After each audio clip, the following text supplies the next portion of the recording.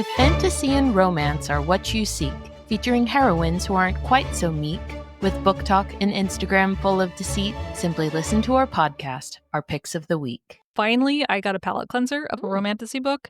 It's exactly what I expected it to be. It's from J.D. Evans. This is called Wind and Wildfire, which is the prequel to the first book in the Mages of the Wheel series. Oh, okay, yeah. So Rain and Ruin is the first book. That's about the future sultana. Very cute. So this is Wind and Wildfire is about her parents. Mm-hmm. So when you read the first book, her mom is dead and her dad has dementia, or the magical equivalent of dementia. But they have a very cute backstory. This kind of opens up, I don't know, 25 years, 30 years in the past. We also get interactions with the future villain of the series, who's not a villain at the start, which is like, oh, I feel sympathetic for him. I want him to have his own book. Because doesn't he like the mom? Oh! Talk about a love triangle. I don't remember the character names, so I'm sorry, readers. That's fair. But our heroine is a magical university professor. And so she teaches air magic primarily, but she's also known for teaching mages how to control their magic. And the love interest is the crown prince, who is the only heir in the line to display this very exceptional magical ability. He can pry into people's brains. Oh, like mind magic? Yes, but every time he does it, he has excruciating pain, and he doesn't have a lot of control over it. So the backstory is they've heard about her as a professor who manages to teach control over magic, and they want him to learn control from her. Oh. And the way these two connect is that she is best friends with his best friend. And interlove triangle. Huzzah. And so she grew up with his friend. Again, I don't remember. Barem, I think is his name. That sounds familiar. Barem, yeah. So again, this is if you've never heard of Mages of the Wheel, this is set in a Levantine kind of era, Middle East. So Princess Jasmine, if you there it is. Yeah, if you need a Disney reference there, and which is the world building is phenomenal, and the author did a lot of research. I think she's got a degree in in Middle Eastern studies, I think of some kind, and the magical system is based on elements. So we have water and fire and earth, and our girl is an air mage. Her friend that she grew up with is a fire mage. And they all have the typical, elemental human characteristics. Oh, I'm fiery and lose my temper all the time. And air mages are, renowned for their control and their icy demeanors and kind of stuff. And so she teaches her best friend, this young kid, to control his fire magic because he grew up in an abusive household and his daddy hates him. And so he's got a lot of issues, but he loves her and has loved her for years. And so, and fast forward, she's that professor. Our dude Badam says, hey man, to the crown prince, okay, I think we can make this happen. I think you can learn some stuff from her. So the crown prince leaves his palace and goes to the university to observe one of her classes. And she's like, I don't know what you're doing here, buddy, but I don't like this.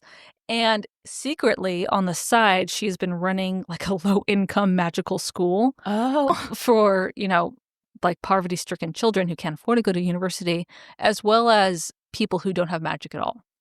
And so she's doing it in a backwoods warehouse, and it's completely illegal. So the only schools are sanctioned by the palace.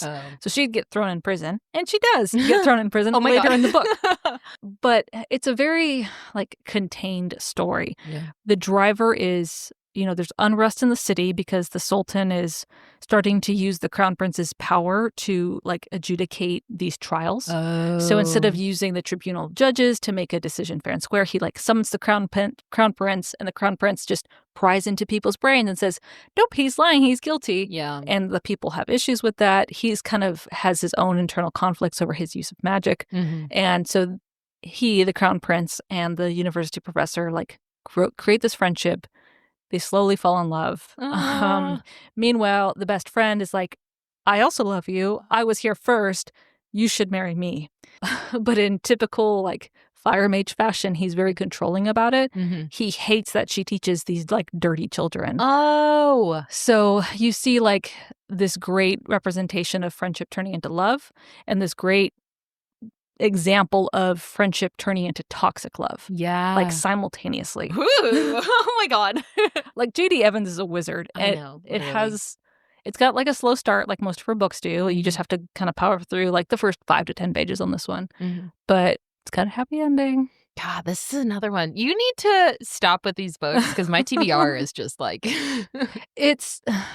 You have to be in the mindset for like a heftier, like more world building, more magic, mature heroine who makes rational decisions rather than some of the other heroines we've been reading lately.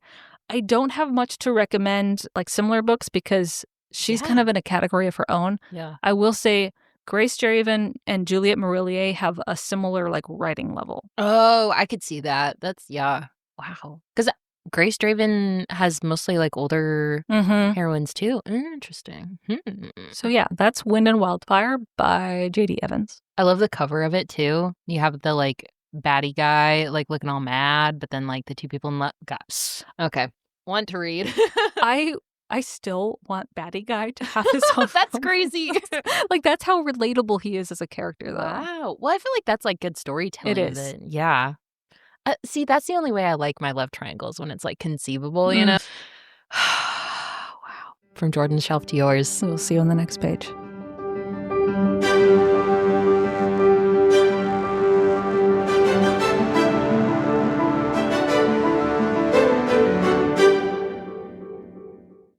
Hi, readers. Like what you've been hearing? Check out the Spice Archive at notanotherheroine.com to see all of our reviews and ratings. And if you'd like to support our growing library, find us on Patreon and get access to exclusive bonus content. If you'd like to just listen, we post new episodes every Monday and Wednesday on Spotify, Apple, and Amazon. Thanks for listening.